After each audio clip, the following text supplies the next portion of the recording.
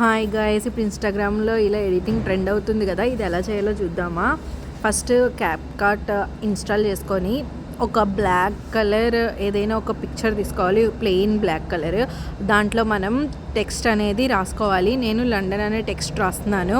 And దీంట్లో మీకు నచ్చిన ఫాంట్ ఏదైనా సెలెక్ట్ చేసుకోవచ్చు. దీంట్లో ప్రో ఉంది. ప్రో అంటే నాకు తెలిసి మనీ కట్టాలేమో, నా దగ్గర సబ్స్క్రిప్షన్ లేదని చెప్పి నేను రూబిక్స్ ఫాంట్ సెలెక్ట్ చేసుకున్నాను. ఇక్కడ చూపిస్తున్నాం కదా డైమండ్ సింబల్, ఆ డైమండ్ సింబల్ ఫస్ట్ కూడా క్లిక్ చేసుకొని ఇంక లాస్ట్ దగ్గరికి కూడా క్లిక్ చేయాలి. ఈ లండన్ అనే దాన్ని బాగా జూమ్ చేసి ఓన్లీ టెక్స్ట్ అంతా పోయి వైట్ కలర్ వచ్చేలాగా పెట్టుకోండి. ఇలా వచ్చిన తర్వాత నెక్స్ట్ ఇక్కడ ఈజ్ అని కనిపిస్తుంది కదా, ఇక్కడ సింబల్ అక్కడ క్లిక్ చేయాలి. క్లిక్ చేసిన తర్వాత మనకి ఇలా వచ్చేస్తుంది. ఇలా రాగానే ఇంకా మనం సేవ్ చేసేసుకోవాలి. ఈ క్లిప్ని ఇలా సేవ్ చేసేసుకోండి.